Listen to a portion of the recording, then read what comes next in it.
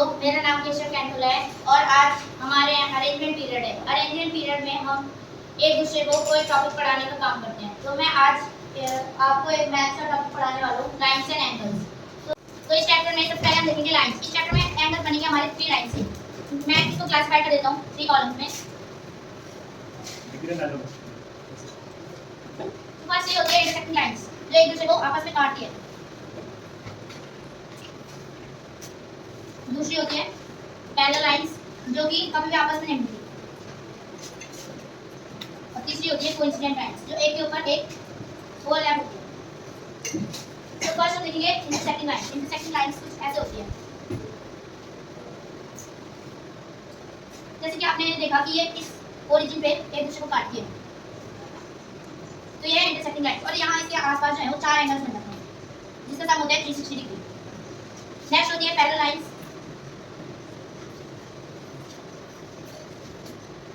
Next होती है parallel lines, जो कि आपस में कभी भी नहीं मिलती, सीधी चली जाएगी पर आपस में कभी भी नहीं मिलेगी। इसको नापने के लिए हम परपेंडिकुलर डिस्टेंस का यूज करते हैं, मतलब कि बीच से हम उसका डिस्टेंस लेते हैं। अगर वो इसका परपेंडिकुलर डिस्टेंस जो है वो इक्वल होता है तो ये पैरेलल लाइंस है। अगर इसका परपेंडिकुलर डिस्टेंस इक्वल नहीं होगा तो ये पैरेलल लाइंस नहीं होगी। अब next coincident line. Coincident line का दूसरा नाम ओवरलैपिंग लाइन होता है, क्योंकि एक के ऊपर एक लाइंस बनी हुई है। जैसे आप देख सकते हैं ए और बी और सी और डी, ये एक के ऊपर एक बनी हुई है, तो ये है कोइंसिडेंट लाइंस। अब नेक्स्ट हम पढ़ेंगे एंगल्स। टाइप्स ऑफ एंगल्स कुछ ऐसे होते हैं। फर्स्टली होता है लीनियर पेयर या फिर लीनियर एंगल्स। लीनियर पेयर या फिर लीनियर एंगल्स का सम होता है 180 डिग्री। सबसे पहले हम बनाएंगे लाइन जो कि दोनों साइड को एक्सपेंड हो सकती है। फिर नेक्स्टली हम इसको कहीं से भी इसकी एक आर्म निकाल देंगे। उसके बाद यहाँ पे देख सकते हो आप 2 एंगल्स बने हुए हैं, जिसका होता है सम 180 डिग्री। 180 डिग्री क्यों? क्योंकि हाफ हमने लिया हुआ है। अगर पूरा लेते तो 360 हो जाता, लेकिन ये हाफ है तो इसका होगा 180 डिग्री। जैसे हम इसका सम करेंगे, जैसे 30 डिग्री और ये है 150 डिग्री, सो इन दोनों का सम हो जाएगा 180 degree.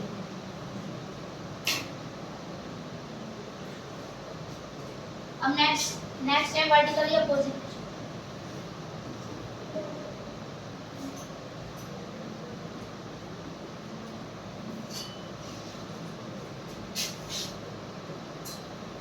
Vertically opposite angles. Vertically opposite angles जैसे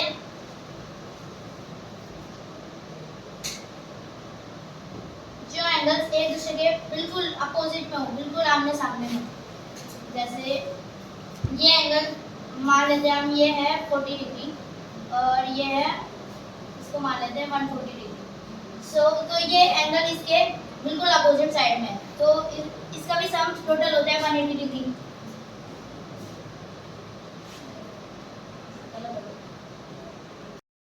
वर्टिकली अपोजिट एंगल्स में होता है जो एंगल्स एक दूसरे के आमने सामने होते हैं, वो होते हैं वर्टिकली अपोजिट एंगल। यानी कि A = C and B = D।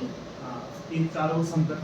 अब जैसे हमने ये A = C और B = D, और जब चारों का सम हो जाता है तो ये चारों एंगल मिलके 360 डिग्री बनाते हैं।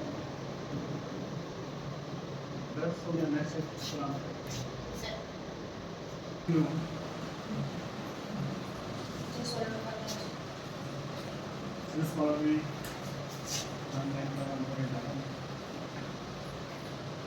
नेक्स्ट है कॉरेस्पॉन्डिंग एंगल्स।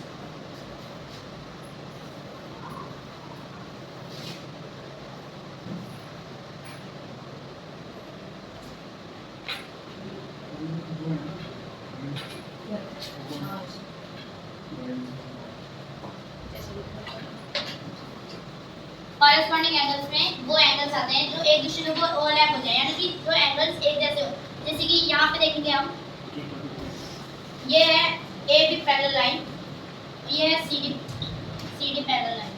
तो हम इस एंगल्स को ऐसे देखते हैं, जैसे CD पैरेलल लाइन है, इसके अपर साइड कौन से एंगल्स है? इसके अपर साइड है CD पैरेलल लाइन के अपर साइड है एंगल्स 5 और 6। और अगर हम इसके ऊपर देखेंगे A और B के ऊपर, तो हमें दिखेंगे 1 और 2। अब हम कॉरेस्पॉन्डिंग एंगल्स चार्टते हैं। कॉरेस्पॉन्डिंग एंगल्स हम वैसे चार्टते हैं लेफ्ट और राइट करके। अपर साइड C और D के अपर साइड है 6 और 5, तो राइट साइड होगा 5, तो हम इसमें अगर राइट साइड में 5 है तो हम ऊपर भी वही एंगल देखेंगे जो इसके ऊपर ओवरलैप कर जाए, यानी कि तो इसकी जैसे लिखते हो, यानी कि ए बी का होगा 1 क्योंकि ये इसके राइट साइड में है और उसके अपर साइड में है।